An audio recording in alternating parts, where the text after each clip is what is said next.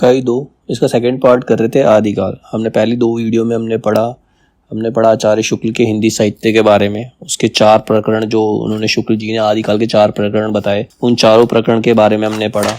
उसके बाद इसके अंदर हमने पढ़ा था आदिकाल संबंधी कुछ फैक्ट्स, कुछ तथ्य पढ़े थे। आज हम पढ़ेंगे अपभ्रंश की रचनाएं। अपभ्रंश में जो रचनाएं हुई थी, कौन कौन सी रचनाएं हुई हैं, और उन रचनाओं के बारे में हम पढ़ेंगे आज। अपभ्रंश रचनाएं डॉक्टर हरदेव भारी ने 7वीं सदी से 11वीं सदी के अंत तक को अपभ्रंश का स्वर्ण काल माना है। मतलब 7th सेंचुरी से 11th सेंचुरी के एंड तक का जो समय था वो अपभ्रंश का स्वर्ण काल था, सबसे अच्छा समय था। उसमें अपभ्रंश ने बहुत ज्यादा डेवलपमेंट की, बहुत ज्यादा प्रगति की। अपभ्रंश में 3 प्रकार के बंध मिलते हैं।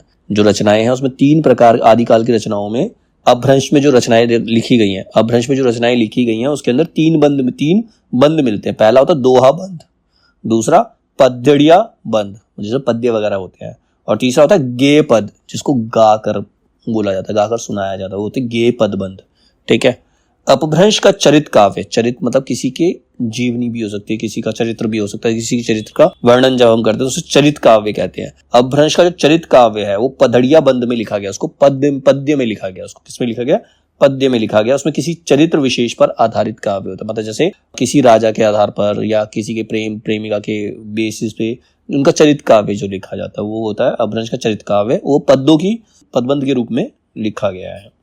पदरी 16 मात्राओं का छंद है। पदरी जो है, पद्य जो है वो 16 मात्राओं का छंद है। इसमें लिखे जाने वाले काव्यों को पदड़िया बंध कहते हैं। इसमें जो 16 मात्राओं का छंद जो होता है, अगर इसमें कोई काव्य लिखा जाता है तो उसे क्या कहते हैं? पदड़िया बंध कहा जाता है। चरित काव्यों में पदड़िया छंद की 8-8 पंक्तियों के बाद धत्ता दिया रहता है, जिसे कड़वक कहते हैं। 8-8 पंक्तियों के बाद मतलब कोई कुछ तरह से पूर्ण विराम होता है, मतलब एक जो बंद होता है, पद जो होता है वो 8 लाइनों का होता है। उसके बाद उसको रोक दिया जाता है, मतलब उसके बाद विराम दिया जाता है। उस विराम को क्या कहते हैं? कड़वक कहते हैं। क्या कहते हैं? कड़वक। फिर है जोइंदू। जोइंदू को हम योगिंद्र के नाम से भी जानते हैं। यह अपभ्रंश के ही, अपभ्रंश में इन्होंने अपनी रचना लिखी है। 6ठी सदी के कवि यानी कि 6th सेंचुरी के जो कवि जोइंदू हैं, उन्होंने दोहा छंद का आरंभ माना गया है। मतलब जब जोइंदू ने किस छंद का आरंभ किया था? दोहा छंद का। उन्होंने जो रचनाएं लिखी थी वो दोहा छंद में थी। अपभ्रंश से दोहे की शुरुआत मिलती है, दोहों की शुरुआत ही अपभ्रंश से हुई, ये माना जाता है। जोइंदू की 2 रचनाएं हैं, परमात्म प्रकाश और योगसार। यहाँ से क्वेश्चन बन सकता है कि परमात्म प्रकाश या योगसार किसकी रचना है? तो ये जोइंदू की रचना है। ये अपभ्रंश की रचना जिसने जो जोइंदू ने की थी। जोइंदू का दूसरा नाम क्या है? योगिंद्र भी है। अगर जोइंदू की जगह योगिंद्र ऑप्शन में दे रखा तो योगिंद्र होगा उसका आंसर। तो 2 रचनाएं कौन कौन सी है? परमात्म प्रकाश और योगसार। इसके बाद आते हैं स्वयंभू। स्वयंभू 783 ईस्वी, जो 783 ईस्वी के जो राइटर है, उस स्वयंभू को जैन परंपरा का प्रथम कवि माना जाता है। जैन परंपरा का प्रथम कवि किसे माना जाता है? स्वयंभू को। स्वयंभू को जैन परंपरा का प्रथम कवि माना जाता है। इनके 3 ग्रंथ माने जाते हैं। अब इन्होंने 3 ग्रंथ लिखे हैं, पौमचर्यु, रिठणेमी चर्यु और स्वयंभू छंद। इनकी 3 रचनाएं हैं, पौमचर्यु, रिठणेमी चर्यु और स्वयंभू छंद। ये स्वयंभू की रचनाएं हैं। ठीक है। पौमचर्यु में राम का चरित्र विस्तार से वर्णित किया है। पौमचर्यु है उसके अंदर उन्होंने राम के चरित्र के बारे में लिखा है। किसने? स्वयंभू ने राम के चरित्र के बारे में लिखा है पौमचर्यु के अंदर, जिसमें राम को अंत में मुनिंद्र से उपदेश के बाद जैसे आदर्शों के अनुकूल निर्माण प्राप्त करते दिखाया गया है। मतलब लास्ट में मुनिंद्र से उन्होंने उपदेश लिया और निर्माण मतलब मोक्ष की प्राप्ति की, ये दिखाया गया उसके अंदर, एक्सप्लेन किया गया है। पौमचर्यु 5 कांड और 83 संधियों वाला 83 संधियों वाला विशाल महाकाव्य है। एक महाकाव्य जिसके अंदर 5 कांड है और 83 संधियां, 83 संधियां हैं। यह अपभ्रंश का आदि काव्य माना जाता है। अपभ्रंश का आदि काव्य मतलब शुरुआत, आदि का मतलब होता है शुरुआत, तो ये आदि काव्य माना जाता है। अपभ्रंश का आदि काव्य किसे माना जाता है? पौमचर्यु को। ठीक है। इसे लिखा है स्वयंभू ने।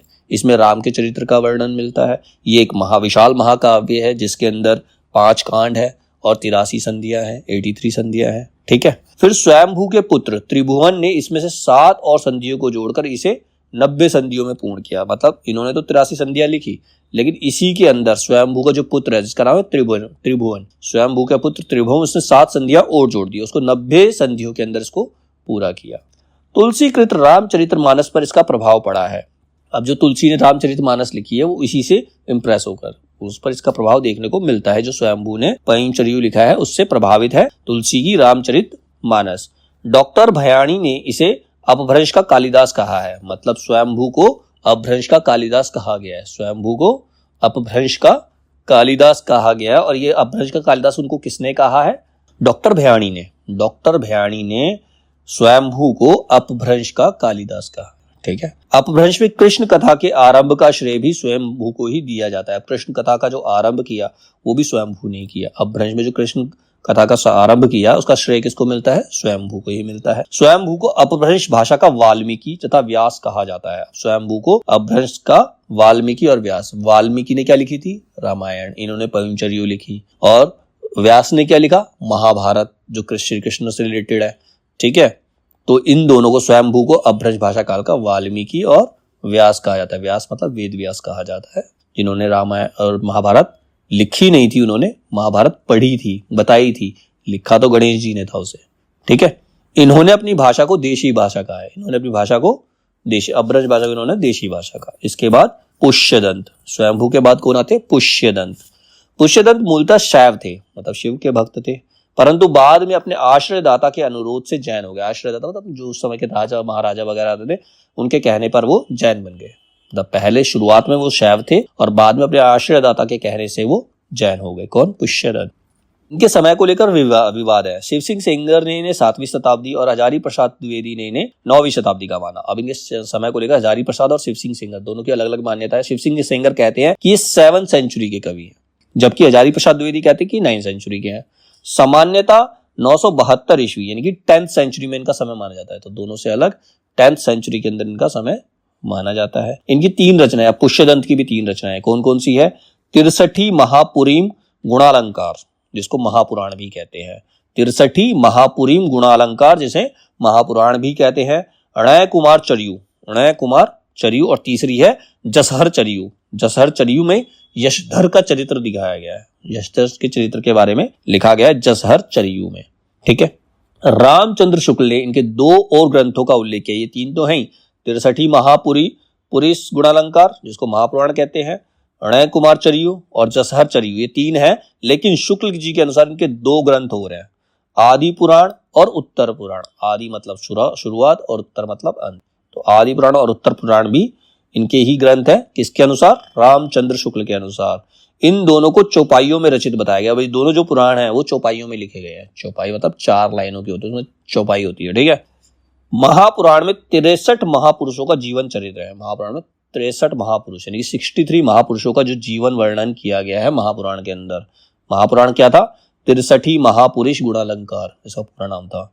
तीनों चरित्र आख्यान काव्य है। आख्यान मतलब उसमें एक्सप्लेनेशन दी गई, किसी के चरित्र के बारे में बताया गया। चरित्र आख्यान काव्य है तीनों के तीनों। चरित्र काव्यों में चौपाई छंद का प्रयोग किया गया। इसमें कौन सा छंद का प्रयोग किया गया? चौपाई छंद का प्रयोग किया गया है। अपभ्रंश में चौपाई जो होती है 15 मात्राओं का छंद है। इसके अंदर 15 मात्राएं आती हैं। अपभ्रंश में जो चौपाई है वो 15 मात्राओं का छंद है। स्वयं को अभिमान मेरु, काव्य रत्नाकर, कविकुल तिलक आदि उपाधियां दी हैं। मतलब इन्होंने स्वयं को, खुद को, मतलब पुष्यदंत ने खुद को ही अभिमान मेरु, काव्य रत्नाकर और कविकुल तिलक आदि उपाधियां भी इनको मिली है। डॉक्टर भयाणी ने इन्हें अपभ्रंश का भवभूति कहा है। भवभूति भी एक राइटर है, ग्रंथकार है, तो इन्होंने अपभ्रंश काल का इन्हें भवभूति कहा है। डॉक्टर भयाणी ने अपभ्रंश काल का भवभूति कहा है। किसको कहा है? पुष्यदंत को। ठीक है। पुष्यदंत ने साहित्य रचना शुद्ध धार्मिक भाव से की है। मतलब इनका जो रचना करने का भाव था वो धार्मिक था, धर्म से ज्यादा प्रभावित था। किंतु काव्यत्व में किसी प्रकार की कमी नहीं मिलती। मतलब जो कविता इन्होंने लिखी है, जो भी लिखी है, उसमें कविता के सारे गुण विद्यमान है। काव्यत्व में कोई कमी नहीं है। डॉक्टर तगारे ने पुष्यदंत की भाषा को मराठी की जननी माना है।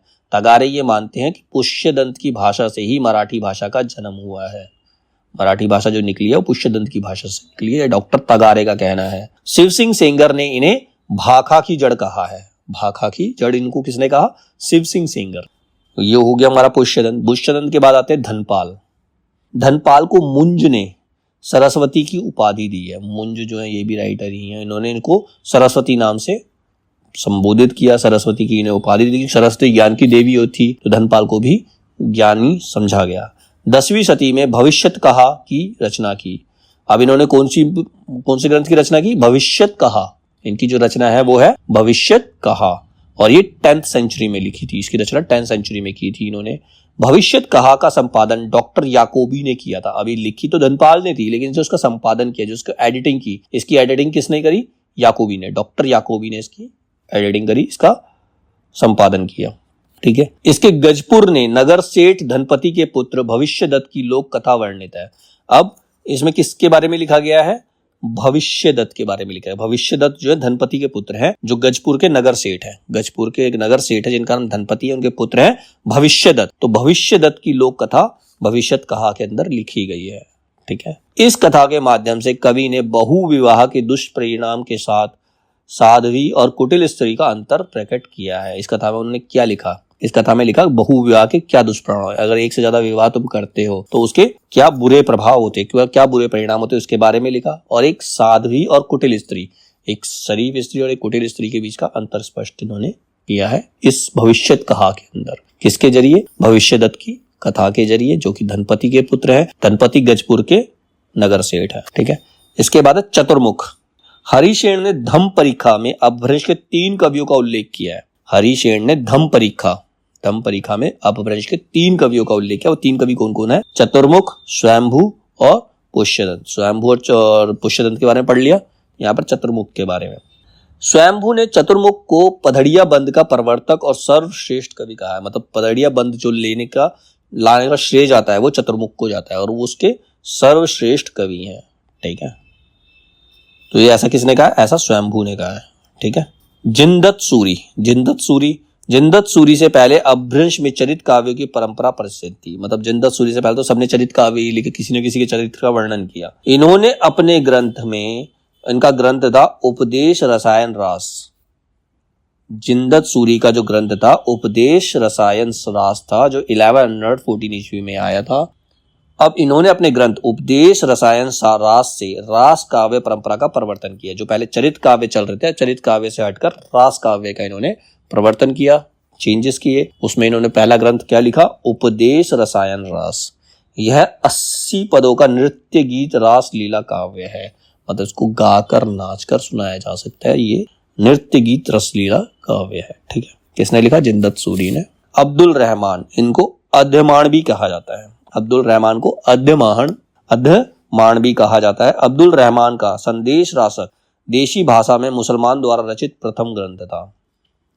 देशी भाषा के अंदर किसी मुसलमान कवि ने पहली रचना की थी, वो थी संदेश रासक, और उसको रचना को करने वाले थे अब्दुल रहमान।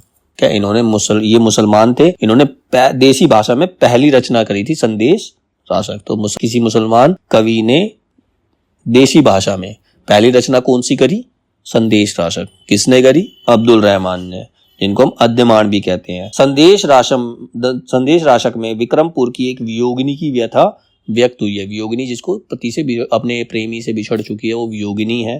ठीक है। उसके दर्द में तो उसके विक्रमपुर की एक वियोगिनी की कथा है इसके अंदर, संदेश रासक के अंदर है। इस खंड काव्य का समय 12वीं सेंचुरी, 12वीं सदी उत्तरार्ध, 12वीं सेंचुरी की स्टार्टिंग या 13वीं सदी का पूर्वार्ध, 12वीं सेंचुरी का उत्तरार्ध, 12वीं सेंचुरी का एंड या 13वीं सेंचुरी की स्टार्टिंग माना गया है। ठीक है। विश्वनाथ त्रिपाठी ने इसकी भाषा को संक्रांतिकालीन भाषा कहा है। जो इनकी भाषा है वो संक्रांतिकालीन भाषा है। यह प्रथम धर्मेतर राष्ट्र ग्रंथ है। मतलब धर्मों से अलग, धर्मेतर मतलब धर्म से अलग पहला रास काव्य, क्योंकि इसके अंदर एक वियोगिनी की व्यथा के बारे में लिखा है। ठीक है। मुनि राम सिंह को अपभ्रंश का सर्वश्रेष्ठ रहस्यवादी कवि माना जाता है। डॉक्टर हीरालाल ने इनका आविर्भाव का समय, मतलब ये जब आए थे वो समय 1000 ईस्वी माना था। इनका पाहुड़ दोहा ग्रंथ चर्चित है। इनका जो ग्रंथ है वो कौन है? पाहुड़ दोहा। मुनि राम सिंह का ग्रंथ पाहुड़ दोहा, और इनकी जो आविर्भाव जब आए थे वो था 1000 सेंचुरी, 1000 सेंचुरी थी। इसके बाद आते हेमचंद्र का जन्म जो है 1088 ईस्वी में माना जाता है। 1088 ईस्वी में इनका जन्म माना जाता है। अपने समय के सबसे प्रसिद्ध जैन आचार्य थे। हेमचंद्र जो थे अपने समय के सबसे ज्यादा फेमस जैन आचार्य थे। इन्हें प्राकृत का पाणिनि कहा जाता है। मतलब अपभ्रंश के बाद प्राकृत भाषा यही थी। इन्हें प्राकृत का पाणिनि कहा जाता है। प्राकृत को ऊपर लेके जाने वाले कौन थे? हेमचंद्र ही थे। तो प्राकृत का पाणिनि किसे कहा जाता है? हेमचंद्र को कहा जाता है, जो जैन धर्म के सबसे सर्वश्रेष्ठ कवि है, प्रसिद्ध कवि है, फेमस कवि है। इन्होंने अपभ्रंश के भाषिक और व्याकरणिक रूप का स्पष्ट, सुव्यवस्थित और मानक विवेचन किया है।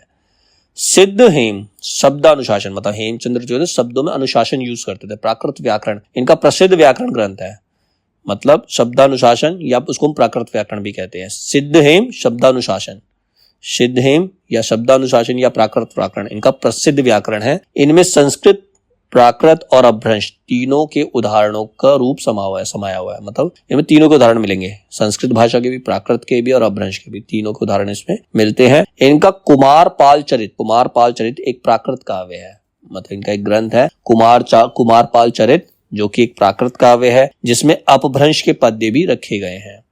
इनके अन्य ग्रंथ, अब इनके हेमचंद्र की और भी ग्रंथ है, कौन कौन सी? योगशास्त्र, छंदानुशासन, देशी नाम माला कोश, ये हेमचंद्र है। अब इनके अलावा अन्य उल्लेख्य कवि और कवियों के नाम पढ़ते हैं जो और भी हैं, जैसे सोमप्रभ सूरी, इनका है कुमारपाल प्रतिबोध। सोमप्रभ सूरी ने लिखा कुमारपाल प्रतिबोध 1884 ईस्वी में। गद्य पद्यमय संस्कृत प्राकृत काव्य है, इसमें गद्य भी है, पद्य भी है, और ये संस्कृत का प्राकृत काव्य है। कौन सा? कुमारपाल प्रतिबोध, लिखा है सोमप्रभ सूरी ने। बीच बीच में इसमें अपभ्रंश के दोहे भी आए हैं। फिर है जैनाचार्य मेरुतुंग, जैनाचार्य मेरुतुंग ने लिखा प्रबंध चिंतामणि 1304 ईस्वी में।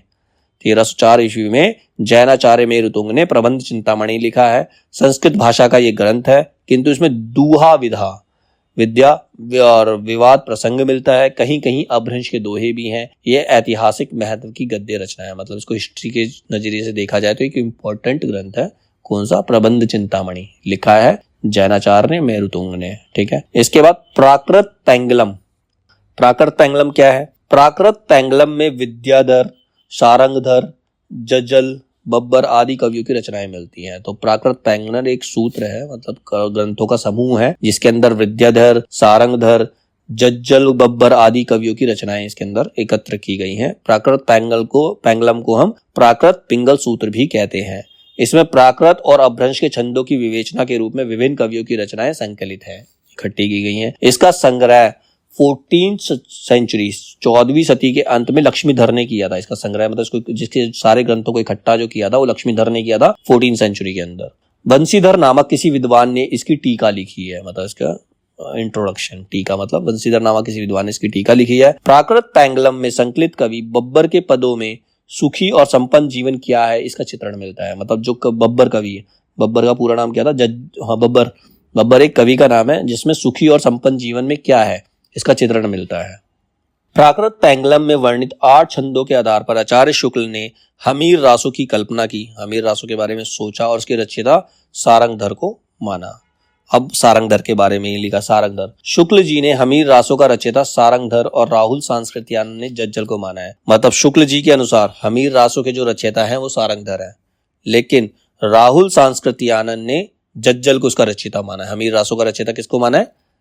हमीर जज्जल को, जज्जल ने। उसका नाम, पूरा नाम राहुल सांस्कृत्यायन नहीं है। हजारी प्रसाद द्विवेदी के अनुसार हमीर शब्द किसी पात्र का नाम ना होकर विशेषण है। हमीर किसी पात्र का नाम नहीं है, एक विशेषण, विशेषता, जो अमीर का विकृत रूप है। हमीर मतलब एक अमीर, जिसमें सब कुछ के पास सब कुछ है वो। तो अमीर को शब्द बिगड़ गया तो वो क्या बन गया? हमीर। हमीर रासो जो है वो एक विशेषण है, ना कि किसी व्यक्ति का नाम है। सारंगधर का सारंगधर पद्धति ग्रंथ संस्कृत का पदकोश है, जिसमें बीच बीच में देश भाषा के वाक्य भी रखे गए हैं।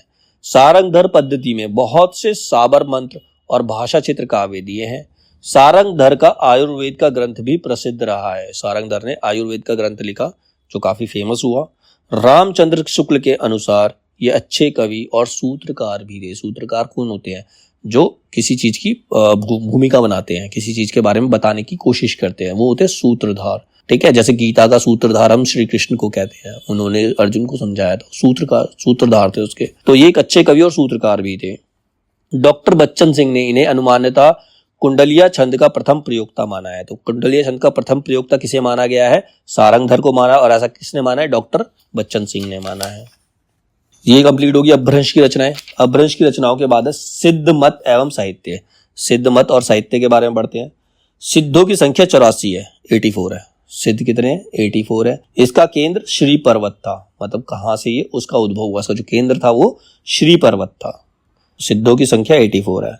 सिद्धों ने संधा भाषा शैली का प्रयोग किया। सिद्धों ने संधा भाषा, ये इंपॉर्टेंट चीजें हैं कि सिद्ध कितने हैं? सिद्ध 84 है, 84 है। ठीक है, 84 वैष्णव की मात्रा भी इसी है ना, वार्ता। और इसका जो केंद्र बिंदु है वो श्री पर्वत है। इनकी भाषा शैली कौन सी है? संध्या भाषा शैली है, ठीक है।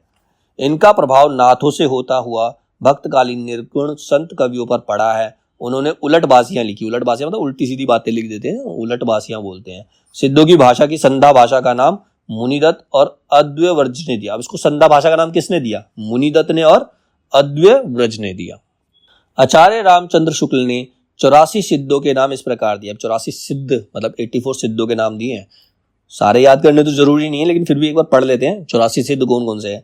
लूहीपा, लीलापा, विरूपा, डोंबीपा, सबरपा, सरहपा, कंकालीपा, मणिपा, गोरक्षपा, चौरंगीपा, वीणापा, शांतिपा, तंतिपा, चमरीपा, खंडपा, नागार्जुन, खंडपा, कर्णिपा, ठगनपा, नरोपा, शीलपा, तिलोपा, छत्रपा, भद्रपा, दोगंदीपा, अजिक्प्या, अजागीपा, कालपा, दोम्बीपा, कंकणपा, कमरीपा, डेंगीपा, बदेपा, थंदेपा, कुकरीपा। इस तरह से 84 हैं ये टोटल, ठीक है। फिर अब जो इंपॉर्टेंट है उनके बारे में पढ़ेंगे। जैसे सरहपा, जो इंपॉर्टेंट है उनके बारे में पढ़ते हैं। सबसे ज्यादा इंपॉर्टेंट जो सरहपा है, वो पहले सिद्ध माने जाते हैं। सरहपा जो है पहले सिद्ध, प्रथम सिद्ध। सरहपा को हिंदी का प्रथम कवि भी माना जाता है। तो जो पहले सिद्ध थे इनको हिंदी भाषा का प्रथम कवि भी माना जाता है। सरहपा को हिंदी भाषा का प्रथम कवि माना जाता है। सरहपा को सरोज वज्र, राहुल भद्र आदि नामों से भी जाना जाता है। सरहपा के दो नाम और हैं, सरोज वज्र और राहुल भद्र। इनके दो नाम और नामों से जाना जाता है। डॉक्टर वी भट्टाचार्य ने इन्हें बांग्ला भाषा का प्रथम कवि माना है। अब वी भट्टाचार्य के अनुसार बांग्ला भाषा के भी ये प्रथम कवि, हिंदी भाषा का प्रथम कवि भी माना गया है इन्हें, और बांग्ला भाषा का भी प्रथम कवि माना गया है, ठीक है। इनके 32 ग्रंथ बताए जाते हैं। सरहपा ने 32 ग्रंथों की रचना की है, जिसमें दोहा कोश प्रसिद्ध है। उसमें सबसे ज्यादा फेमस क्या है? दोहा कोश। हिंदी में सर्वप्रथम चौपाई और दोहा पद्धति का प्रयोग इन्हीं की रचनाओं में मिलता है। बच्चन सिंह ने लिखा है, आक्रोश की भाषा का पहला प्रयोग सरहपा में ही दिखाई देता है। आक्रोश मतलब किसी चीज के प्रति गुस्सा व्यक्त करना, तो ऐसा करने वाले वो पहले कवि हैं सरहपा, बच्चन सिंह के अनुसार। फिर इसके बाद सबरपा, दूसरे जो सिद्ध हैं वो सबरपा। सबरपा सरहपा के शिष्य थे, ये सरहपा के ही शिष्य हैं। इनका जन्म 780 ईस्वी में माना गया है, 780 ईस्वी में। सबरों की वेशभूषा में रहने से सबरपा नाम पड़ा। वे सबरों की वेशभूषा में रहते थे, इसीलिए इनका नाम सबरपा पड़ गया। इनका प्रसिद्ध ग्रंथ जो है चर्यापद है। इनका जो प्रसिद्ध ग्रंथ है वो चर्यापद है। चर्यापद एक प्रकार का गीत है। चर्यापद जो है एक प्रकार का गीत है जो प्राय अनुष्ठानों के समय गाया था। अनुष्ठान मतलब जो बड़े बड़े यज्ञ होते हैं उनको अनुष्ठान कहते हैं। उस समय जो गीत गाया जाता है वो चर्यापद है। वो लिखा किसने? सबरपा ने, जो कि सरहपा के शिष्य हैं। चर्यापद संध्या भाषा शैली की दृष्टिकूट में लिखी गई है। दृष्टिकूट के दोहरे अर्थ होते हैं। दृष्टिकूट का मतलब होता है डबल अर्थ, तो डबल मीनिंग होता है। अब इसमें कुछ इंपॉर्टेंट फैक्ट भी दे रखे हैं। सिद्धों के दोहों में मतों का खंडन मंडन होता है, और चर्यापदों में सिद्धों की अनुभूति और रहस्य की भावना प्रकट होती है।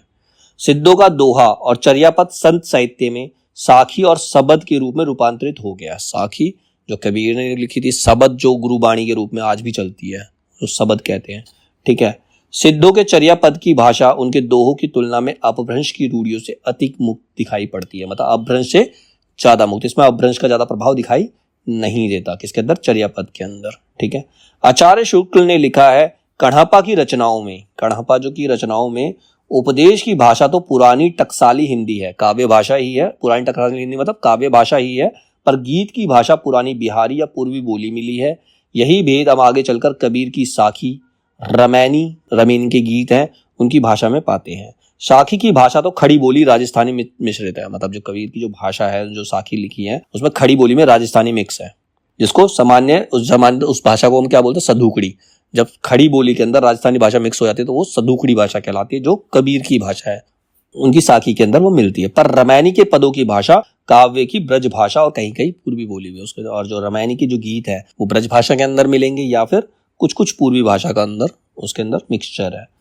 अब सबरपा के बाद है तो लुईपा का जन्म है 773 ईस्वी, 773 ईस्वी माना जाता है। अब ये सबरपा के शिष्य थे, ठीक है। सिद्धों में लुईपा का सबसे ऊंचा स्थान माना जाता है। सिद्धों में जितने भी सिद्ध हैं लुईपा सबसे ऊपर है, उनका सबसे ज्यादा सम्मान है। फिर है डोम्भीपा का जन्म जो है 1840 ईस्वी माना है। ये विरूपा के शिष्य हैं।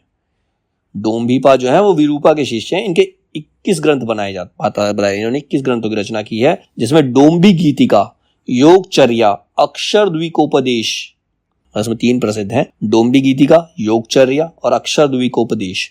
ठीक, इसके बाद है कण्हपा। कण्हपा का जन्म जो है 820 ईस्वी माना जाता है। ये जलंधरपा के शिष्य हैं। ये किसके शिष्य हैं? जलंधरपा के। राहुल सांस्कृत्यानंद ने लिखा है कण्हपा पांडित्य और कवित्व में बेजोड़ थे, मतलब उनका पांडित्य मतलब उनका जो ज्ञान था और जो कविताएं लिखते थे उसके उनका कोई जोड़ नहीं है, उनके समान कोई और कवि नहीं है। किसके अनुसार? राहुल सांस्कृत्यानंद के अनुसार। कौन? कण्हपा। अब इसके भी कुछ इफेक्ट दे रखे हैं। दोहा कोश का संपादन डॉक्टर प्रबोध चंद्र बागची ने किया। दोहा कोश का संपादन, इसकी एडिटिंग किसने करी? डॉक्टर प्रबोध चंद्र बागची ने करी। इसे सरपा, तिलोपा और कण्हपा के दोहे संग्रहित हैं, मतलब दोहा कोश के अंदर सरपा के दोहे हैं, तिलोपा के दोहे हैं और कण्हपा के दोहे हैं। हरप्रसाद शास्त्री ने सिद्धों की रचनाओं का संग्रह बांग्ला अक्षरों में बोधगान ओ दुहा के नाम से निकाला था। अब हरप्रसाद शास्त्री जो थे उन्होंने सिद्धों की रचनाएं थी, उनका जो संग्रह था उनको बांग्ला भाषा में निकाला। उसका नाम क्या रखा? बोधगान ओ दुहा नाम से इसको निकाला उन्होंने। तो ये था सिद्ध मत और साहित्य।